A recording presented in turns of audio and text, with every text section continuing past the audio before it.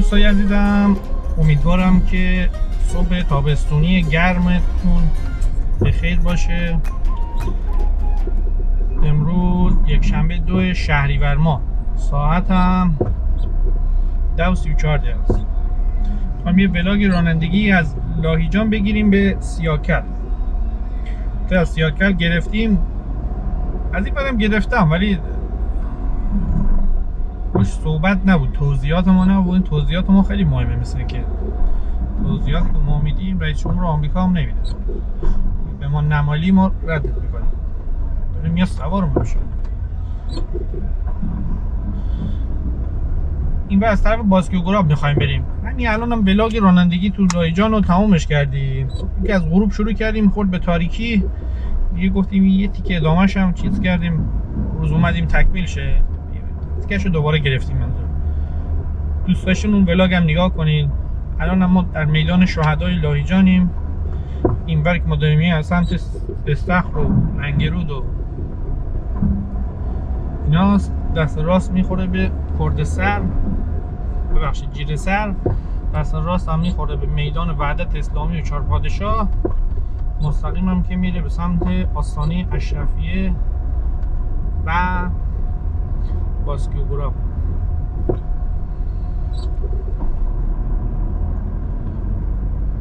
دوستان عزیز اگه حرکت کنن ما هم زود سرتر قضیه رو هم میاریم.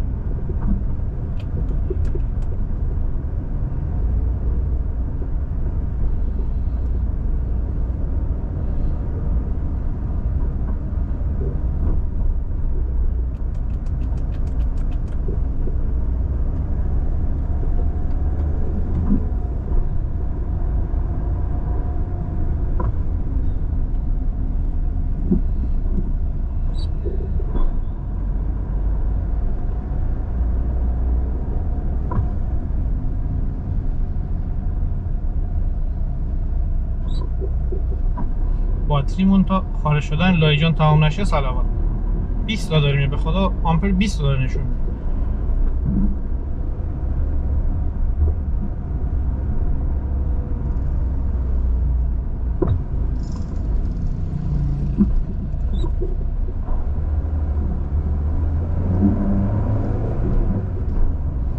میدون ما. این میدون اسمش رو عوض میکنن، بین این و ابریشم یعنی چای شده، نمیدونم ابریشم، این الان ابریشم شده. قبلا ابریشم اون میدون آخری که الان ما می‌خوایم بریم این میدون چای بود به خاطر سازمان چای. الانش کردن ابریشمونو کردن چای. فکر کنم تو پرانتز زده چای سابه. نه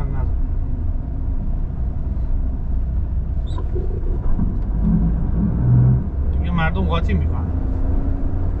این دست راست خیابان جمهوری بود، مرکز لوکس فروشی و تزیینات و اینا بود. دست چپ هم که میخورد به میدون عاقلی و اینا.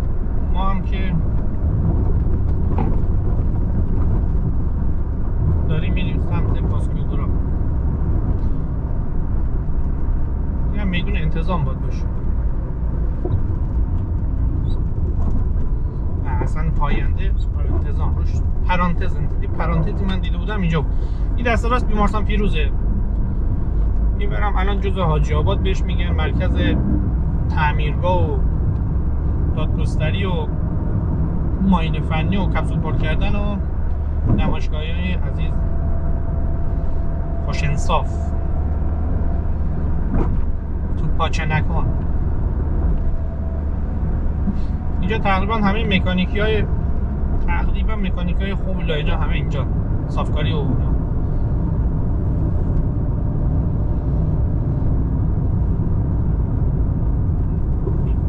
این هم دادگستریه.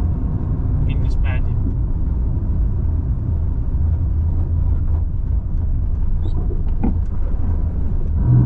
این دادگستریه.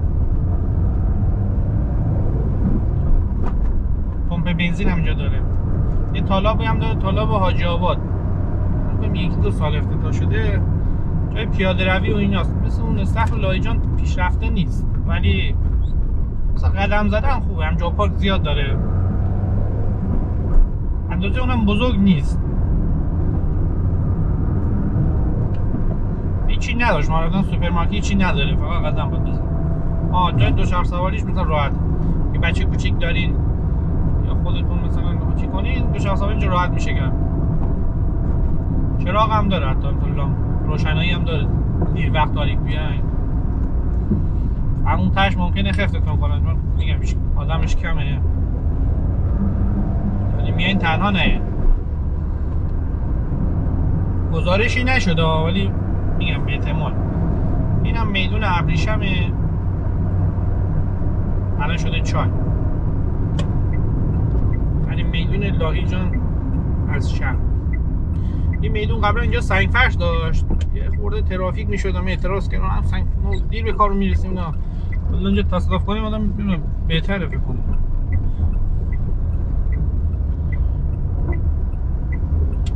راهنما زده بود، من دیدم راهنما زده مستقیم رفت. این هم دیگه کمربندی وصل میشه به اینجا، ما داریم میریم سمت سیاکن.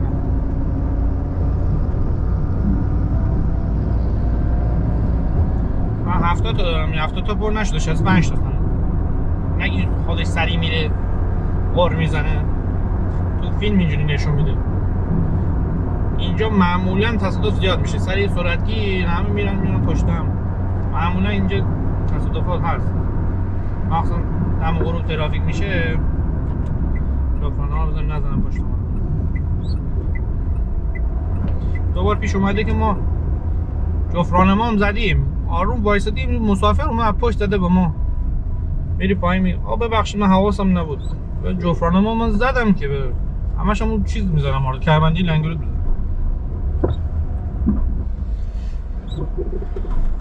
چون به خاطر سرعتگیره، بازارچی محلی هم داره، یه خورده پارک میکنن تنگ میشه جاده، به خاطر اون. یک شنبه است، گفتم یک شنبه است، شنبه است تعطیل به خاطر شهادت امام رضا. اون تو بلاگ قبلی ها گفتم، یادم نمیاد گفتم یا نه، خاطر همین شهر خلوت بود. شاید براتون سوال باشه، سوالات ذهنی شما رو ما جواب بدیم.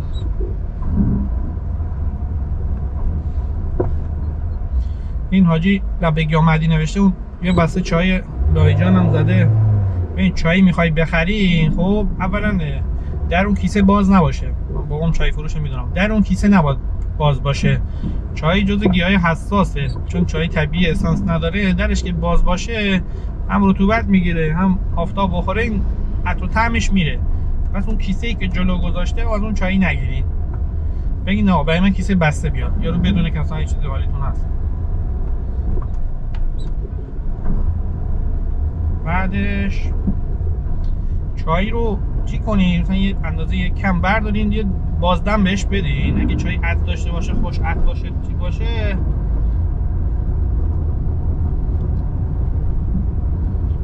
اون چای عطرش در میاد.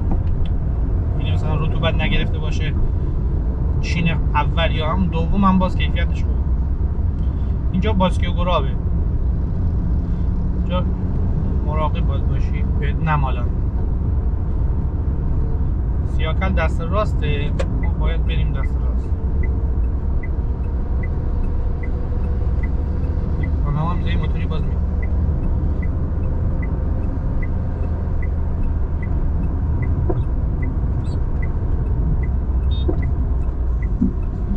خاطر آخری موز خودتو نکش، اکبر 100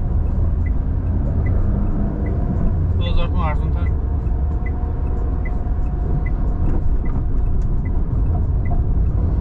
بعد چای رو سعی کنیم با یه چای فروشی دوست شین. اگه پیدا نکردیم به من تو تلگرام پیام بدین، همین آیدی همین پیج ما تو تلگرام هست، ما شماره بابا رو بفرستم براتون، از بابای ما بگیرید. چای رو از یه نفر بشناس بگیرین، اینجوری گذری نگیرین، چون چای مثلا رنگش جلو سیاهه، همون باز من گفتم باز تاثیر داره، ولی باز اون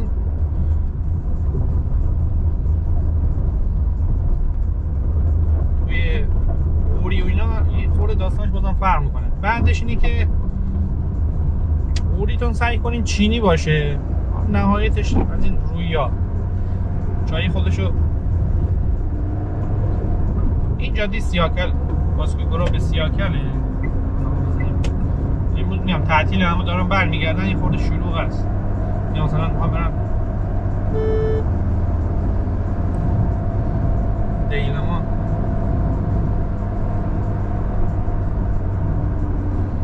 حالا سر دارم میبرم.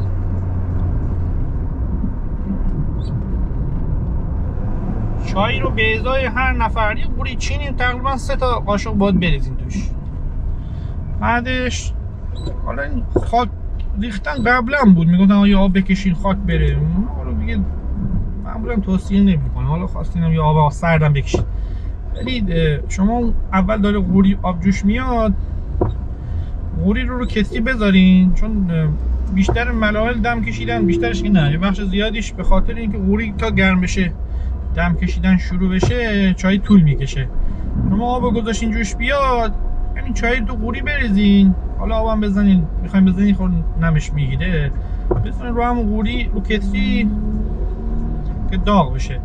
اینجوری مثلا 20 دقیقه زمان دم کشیدن طول بکشه، تقریبا 12 دقیقه چای بهتون میده. بعد چای خیلی خورد نگیرین، اون میگن چای شکسته، اون قیمتش نصف چایای دیگه است.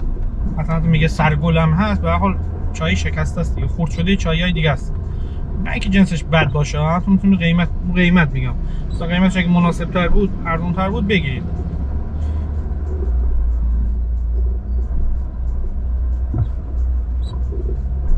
کامیونا رو فکر کنم نمیذاره. روز بعدی انتخاب کردیم شروع هست. البته این یه تیکه اینجوری معمولا یه خورده بازار محلی و اینا داره، جلوتر نباید اینقدر دیگه ترافیک باشه. چای رو هم که یه رو 20 دقیقه بذارید. اگه چای رو مثلا شما چند بار میخورین در روز، دیگه هی قوری نذارین گرمش کنین، فقط آبو گرم کنین چای، چون چای طعم سوختگی میگیره. فقط آب قهوه خونه معمولا همجور ولر نگرش میدارن، داغ نگرش نمیدارن. میریم یه چایی مثلا همونو میریزه، آب داغ میریزه، طعمش تقریبا همجور خوشگل میمونه. این هم هست. با چیزم چای ساز اینا بد نمیشه، ولی میگم اصلش اینه که تو هم قوری چینی دم بکشه. الان هم چای خوب دیگه 200 تومن شروع میشه، زیر 200 تومن اسمش چای نیست، دیگه علفه. شما میام مگه 80 تومن 90 تومن هم تو ساقا اینا هست، ساقا هم خوبه برای آتیشی اینا. ولی مثلا چای سیاه، من برگ سیاه داره شما میبینین، یه روز 200 تومن اونو میده، اون بدون دیگه چای درستابی نیست. 250 270 شروع شه چای خوب. 200 تومن چای درستابی نیست. این نربید تعریف کنیم این چای. بعد یه چای ایرانی هم نخورین، یه مدت بخورین عادت میکنین، معتاد میشین. مثلا چای خارجی کیسه دیگه چای کیسه هم ضرر خودش داره، رنگ دیگه روی که اندازه بند انگشته دیگه قوری و فلاکس و اینا همه قرمز میشه، معلوم رنگه. یه فلاکس یه نفر داشته باشین، همین چای ایرانی هم بریزین توش، اونم هم یه رو 20 دقیقه چون چیزه دم میکشه. یه دارچین هم توش بندازین چه دم نوش بشه. حتی شما دارچین هم میندازی، دارچین، لیمو، نمیدونم زنجبیل، گل محمدی چی بندازین تو چای خارجی، همه چای هنوز غالبه به خاطر اون اسانسی که میزنن. ولی تو چای ایرانی میندازی، مثلا دارچین میندازی دیگه شما تقریبا چای رو حال حس نمیکنی، همش دارچین تو دهنتون میاد. اینم نشونه که عطرش ضعیفه، یعنی چیزی بهش اضافه نمیشه خودش. یه چای رایگان هم میده. بعضی چای فروشی ها تستی هم میده، حتی جاده سیاکل هم من دیدم استکان چای هم بهتون میدن. گفتم چای ساقی قیافش غلط اندازه، ولی چایش واقعا خوشمزه است، چون عصاره‌اش بیشتره، عصاره تو ساقه برگ بیشتره، رنگش درسته کمتره ولی خوش طعم‌تره.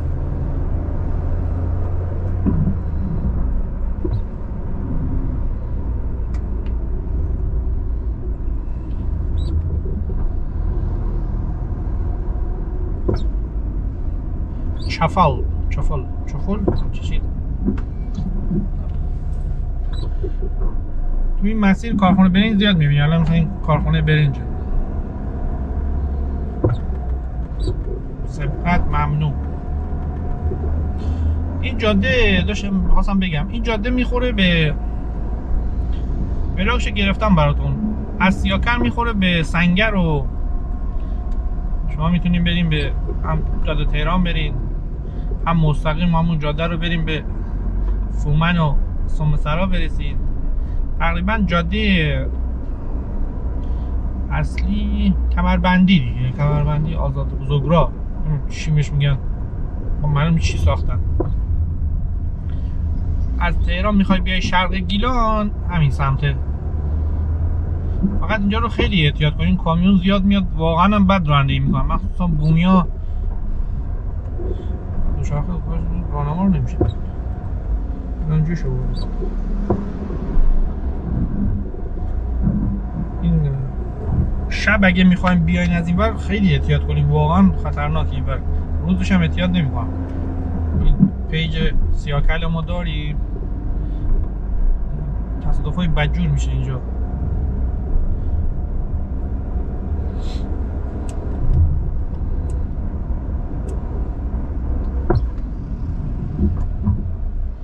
یا اگه لایجان بودین خواستین برین سیاکل، من هم اونور جاده رو، اونورم جادهش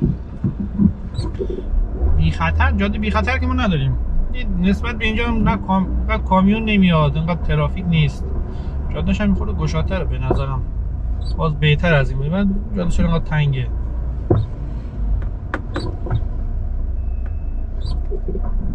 این روبروی چیز زده معلومه، نشان بازه 76 سین.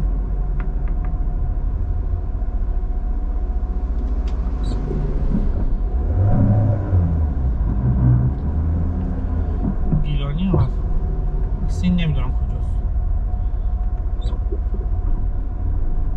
اون برنامه نشانش من میبینم زیر آینه روشن.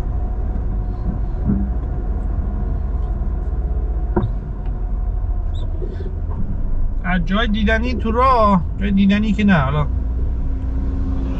جای دیدنی یاد روستاش قشنگه، ولی خب باید مثلا بلد باشی دیگه. این انارستان بازار دام و طیوره، دوشنبه و کنم جمعه هست. الان اونجا بنر زده، من نگاه میبینی این گوسفند اینجا سبقت میگیره، گوسفند میاد رای مردم میموره. 52 جیم 23813 لام یارم جینیت لام. نمیدونم گوسفند کجاست.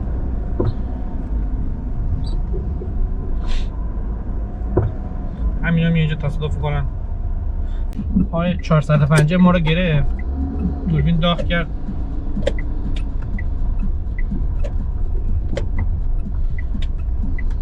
مجبور شدیم بزنیم کنار خنک شه. تا این شوخی میکنم اما من زیاد بحث اینا رو قبول ندارم، به جز پدر مادر و بچه یتیم و زن بیوه و کلا ناحق خوردن.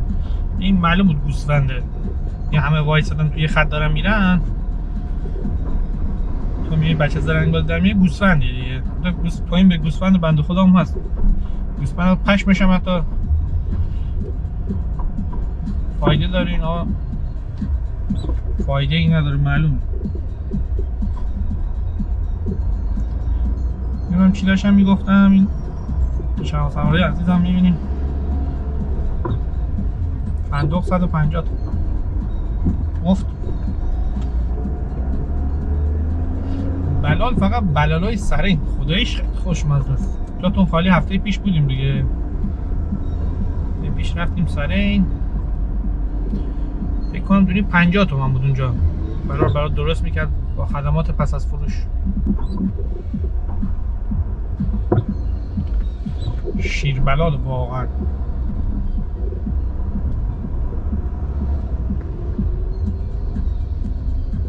خوج محلی.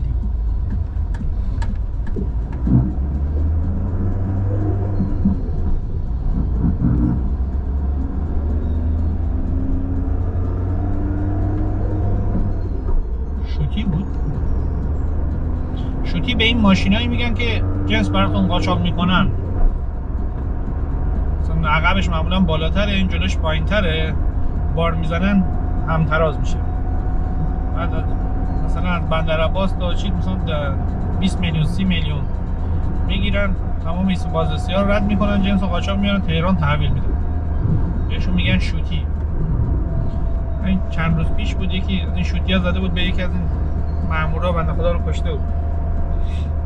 هم پلاکاشون دستکاریه، هم پشتشون از این دودزا دارن، مامور میاد دنبالشون دودزا میزنن، نمیدونم کاتاف ماشین رو قطع کردن دیگه. مثلا شما از 3 میدادی 4 ماشین کاتاف میزنه، مثلا دور موتور از یه جا میره بالاتر، قطع کنش کار میکنه، ماشین درست میخوابه. اونا کاتاف رو قطع میکنن، همجوری یه سر گاز میکنه، این ماشین فقط چیزش بالا میره دور موتورش، برای اینکه مثلا وقتشون گرفته نشه. اکثرا هم 405 و پرشیا و زانتیا و اسلیکس و ایناست، اکثرا اینا. آهنگ چیز هم میذارن، این محسن لرستانی بچه ننه اینم نان خالفه میده آج خانم، آج آقای هم خانم پشت پاییم شد.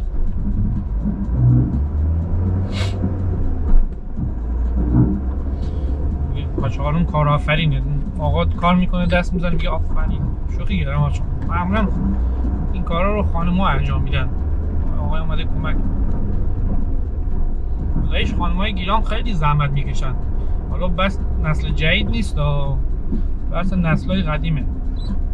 مثلا شما بازار میرین خانم ها بساط کردن، یا مثلا ماموزا که خودمون بود، خالام، شاید به حساب کتاب بکنی حتی مردم بیشتر کار میکنن. آره دیگه، هم کار خونه و شما میگی خونه کار نداره، گفتن چند روز خونه وایسی آشپزی و تمیز کردن و نگهداری بچه رو چیز کنین انجام بدین، متوجه میشی که کار خونه کار بیرون بدتره. بیرون باز میری 4 تا آدم میبینی، یه خورده این برانبر میگه رویت عوض میشه، خونه واقعا اعصابم خراب میشه دیگه، همش خونه وایس یه مکان، کارهای تقریبا تکراری، دیگه، روتین، کار روتین. چادر دارن عریض میکنن 100 سال الان. واقعا این جاده باید خیلی از این بزرگتر و بهتر باشه، 3-4 بانده باشه. بازم میگم جا اومدیم با احتیاط کنین، نه غریبه ها بومیام رایت نمیکنن، سبقت میرن واقعا موتوری میپر وسط. مردم مسکونی دیگه، بچه میاد. اینم کارگاه برنج الان امساله 230-40 تومن میخرن، همون کارخونه اون چیز برنج خوبی هاشمی ها. ما اینقدر هاشمی خوردیم دیگه واقعا برنج دیگر نمیتونیم بخوریم. مثلا چند روز پیش رفتیم جایی داره میاد، اینم بومی. چند روز پیش رفتیم جایی، یه نفر قبلی مثلا با خوش برنج آورده بود، برنج رو دم کردیم. حالا میگم شما شاید نفهمی، اگه گیلانی نباشی، مثلا برنج خارجی خورده باشی اینا باشه، روتینت فرق کنه، برنج مختلف رستوران نگشته باشی زیاد ترچی نمیدی، ولی قشنگ برنج مزه نمیده، انگار داری علف مالف که نخوردیم مزه نداره دیگه، انگار مثلا یه چیز سرما میخوری غذا میخوری چه حالی نمیشه. دقیقا همونجوری برنج مزه‌ای نداره برات، نه عطری میده نه طعم میده، فقط سفیده. فکر کنم برنج شیرودی بود، فکر کنم. یه بارم شیراز رفتیم پارسال، اونجا هتل آپارتمان گرفته بودیم، بعد پسرمون عادت داره برنج بخوره، مثلا 2-3 روز دیگه با برنج بخوره. میگه غذا منظورش برنجه. این غذای دیگه چی بگیری برنج نباشه نمیدونم. ما سوپرمارکت گرفتیم برنجای فیروز آباد بود. این توپل بود، خورده مثلا کشیده نبود، توپل کوتاه. قیافش باله، وقتی پخت میشم باله. مزه بالی داشت، جالب بود. مزه داشت ولی بی مزه نبود. بعد مثلا برنج داشت میاد، یارو گفتم آقا برنج اینجوریه. تا الان ندیدم برنج فیروز آباد که بهترین برنج این منطقه.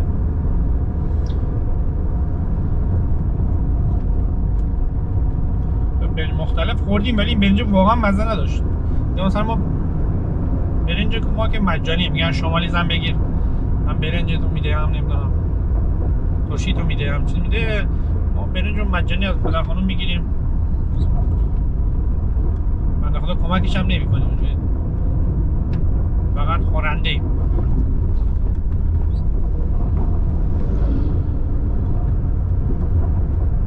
شیداشم بودم بیادم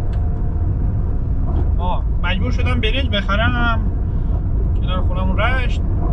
یه 10 کیلویی گرفتم، اون موقع 90 تومن بود، 95 تومن میشه، 950 تومن. برنج ماسال بود، برنج ماساله. برنج خیلی سفید بود نسبت به این برنج اینور، سفید بود خیلی هم ماشاءالله. چیز داشت، پخت داشت. مثلا یک لیوان میزدی اندازه 2 تا لیوان میشد، 2 تا 3 تا لیوان. خیلی هم خوشمزه بود، واقعا خوشمزه بود. اصلا تو یه دیگ برنج درست میکردی اصلا نمیتون دیگو تمام نکنی. مردم میگن مال ماساله، یا این برنج باحالی بود واقعا. برنج، صحبت برنج میشه اون چیزه میاد تو ذهنم، اون خاطره اون برنج خوب، برنج جالب که مثلا ما بعد نیم دونه ما معمولا نیم دونه نمیخوردیم. مثلا یه بار بابای ما گرفت، بچه بودیم، یه زندگی فشار آورده بود. حالا نه ما هر روز برنج بخوریم، گفتم قبلا تعریف کردم هر روز ما برنج خورم نبودیم، مثلا شاید 2-3 روز در هفته برنج میخوردیم، اونم نهار. مثلا شام مثلا عادت نداشتیم برنج، مثلا فامیل میام خونمون نزدیک بود، خاله، دایی اینا معمولا آبگوشتی، ماکارونی، مثلا کتلتی، غذای خودمونی با نون. بیس اصلی غذامون نون بود همیشه. بابای ما یه بار برنج نیم دونه گرفت، اون نیم دونه گرفت مثلا برای ما حالت غریبی داشت.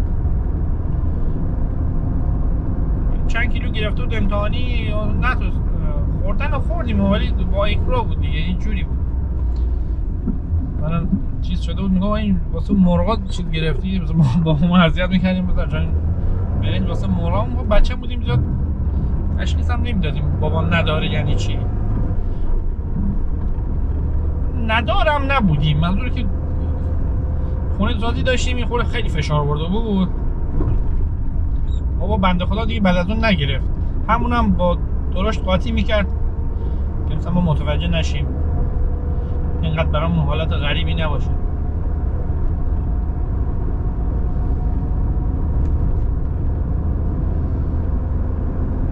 پدر الان میخوریم، الان مثلا پدر خانومم دیگه با هم راحتی برنج مجانی دیگه. بنده خدا عقدنامه ما ننوشت به ما برنج سردونه بده، چون ما هر روز خونه شونیم مثلا اوایل نمیریم هیچ موقع، ولی مثلا با جناقام دیرتر میام برای ما هیچ موقع نیم دونه نمیخورم، همش سردونه. ما دیگه با هم خودمونیم. مثلا خودم گفتم مادرم بنده خدا بگیم برای نیم دونه سردونه، من به خودمون سردونه میده، هیچ موقع به ما نیم دونه نمیده. یه عادت کردیم مثلا نیم دونه میخوریم، الان میخوریم، فرق نمیکنه، دم میکشی اندازش فرق میکنه دیگه، چون با کته بپزی همون هم تو آبکش میکنیم با نیم دونه‌اش درشت. بعد خدا خانومم میگه برده بود دانشگاه، اردبیل دانشگاه، بعد برده نیم دونه برده بود. بچه‌ها در این بردی سیاکل بود، اون کمربند جاده دستم دارم، اون کمربندی بود که میخورد به سنگر و هومن و جاده رودبار و چیز ساناسرا. این هم که میریدم سیاکل ولاگ رانندگیش هم گذاشتم، قدم زدن رو گذاشتم، جاده دیلمان گذاشتم، پنجشنبه بازارش ولاگ زیاد گذاشتیم. دوست داشتین پلیلیست شهر سیاکل هم نگاه کنید. یه سلام هم به سیاکلی عزیز. یه آقا امینی هست به ما کامنت میذاره، به آقا امین سلام میگیم. یکی دو تا دیگه هست اسمشون یادم نمیاد. یکی از دوستان هست اینجا خونه دارن، الان فکر کنم تورنتو هست، اونم خانم آقا برای ما کامنت میذارن، به اونم سلام میگیم. جاتون خالی.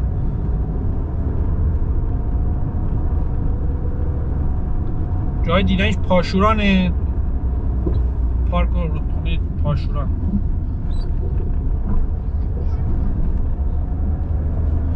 اون جای شوخی نیست بچه. بعد این کیسه رو باز کردم، خواهر خانم رفته بود، گفت بیاین فائزه غذا برای مرغا آورده.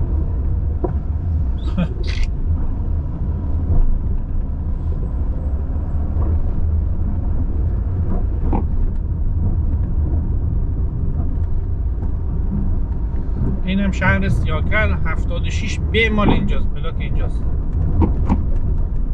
56 ب مال انزلیه، اینجا 76 ب.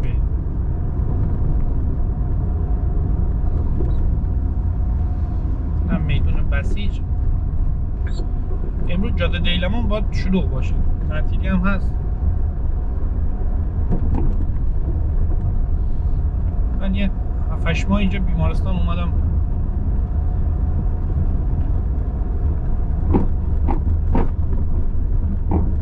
کار میکردیم اینجا. مردمش مظلومن، من در 11 شب بعد نمیاد. یه بار یه مرغی آورده بود یارو، پنجشنبه بازار بود، پنجشنبه شیفت بود. بعد از خانم این مرغ آورد خریده بود، پاهاشو بسته بود تو چیز بود، ما میگیم زنبیل زبیل چیز.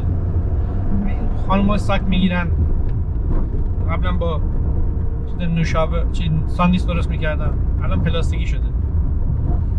یا الان با این تصمیم بافیا سنتی ها. آج خانم این مرغ رو گذاشت اونجا، خروس بود، این خروس بچه خروس بود، جوجه خروس بچه. هیچ ها خروسه در رفت تو بخش ما، بدو دنبال خروس، من بدو اون بدو، اینقدر دیگه دویدیم تا خروسه رو بگیری نفس ما رفت. آج خانم بود دستم درد میکنه، یه جوری آج خانم میپری اون طرف اون چنگ مینداخت. چون من سالمم از تو چیز ضعیف‌ترم. این میدون اسمشو نمیدونیم، میدون سیاکل امام رضا بود، شهدا. رانندگی چو گذاشتم، اما تو مرکز شهر ولاگ ادامه میدیم، ببینیم چه خبره. هر موتور سمپاش دیگه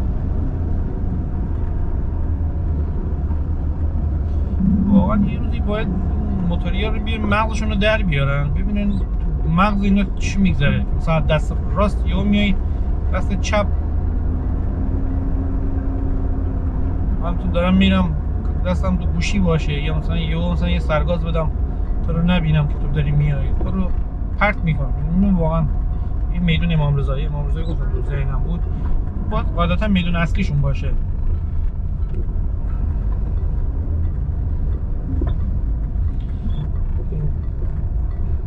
میدونم که تقریبا ما اینجا تموم میکنیم، امیدوارم که لذت برده باشین. درست جادهش چیز خاصی نداره، برای یادگاری و رفع دلتنگی و حالا چین جوری بار و اینا میذاریم، وظیفه‌مون رو بذاریم، هیچ لطفی هم نیست، وظیفه‌مونه. سیاکلی عزیز دوست داریم، نمای باحالی داره.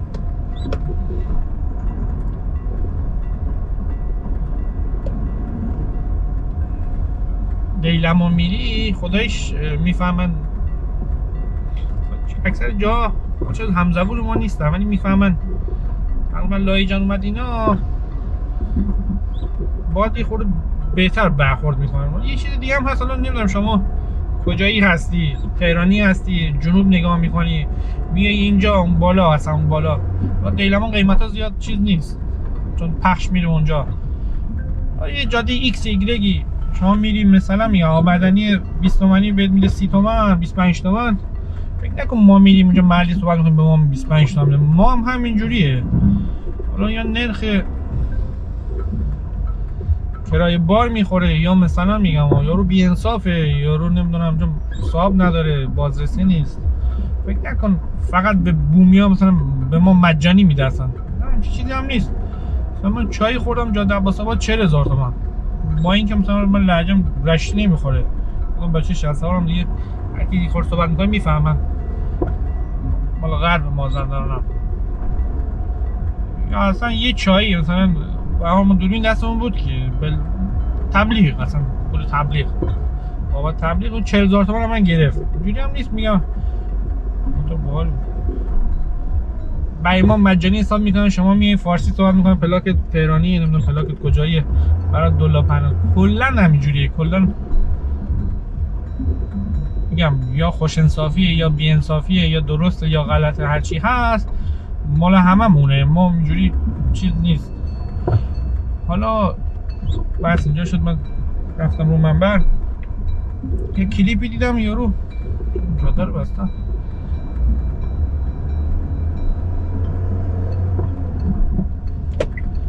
مستقیم میری جاده دیلمان، این برم میریشم سمت سیاکل و ولاگ جاده چیزو دیده باشیم و از این بر اومدیم لایجان به سیاکل. ما از این بر لینکشو براتون تو این پلیلیست میذارم. اینم بیمارستان قدیر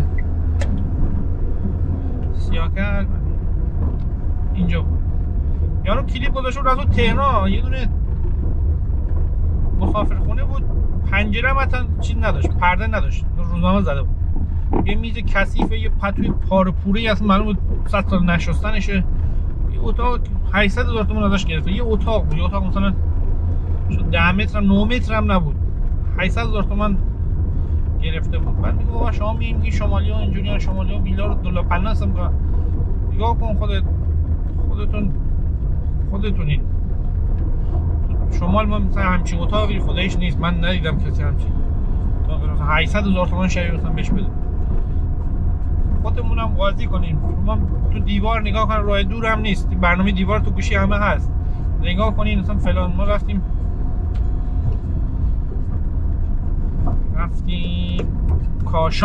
کاشان یارو مثلا کاشان، خب مثلا یارو مثلا میگه پنجشنبه جمعه اینقدر، روزای عادی اونقدر. خب همه همینجوریه، مازندران شمال اینجوریان، طلبان شما جای دیگه نیست که نرفتی، همه جا همینجوریه. روز تعطیل اینجوریه، روز چیز غیر تعطیل اینجوریه، همه جای ایران اینجوریه، همه حالا بی انصافن، همه گرونگاز میگن. نکنین شمالی‌ها، مثال میگم ما کارمندیم، بقیه هم کارمندن، خیلی کارمند، اصلا چیز ربطی به مسافر و مسافر میاد به ضرر ما هست.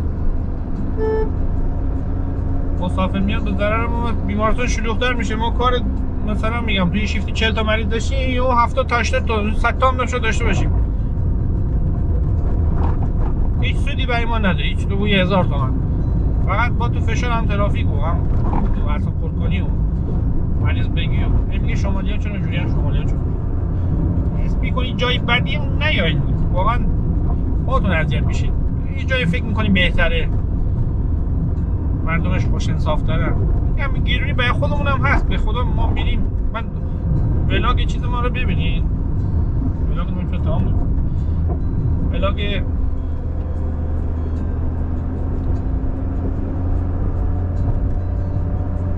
ماسوله ما رو ببینید. به خدا نیمرو رو خریدم 200,000 تومان، 200,000 تومان من پلاک اون ماشین کو بالا نمیده،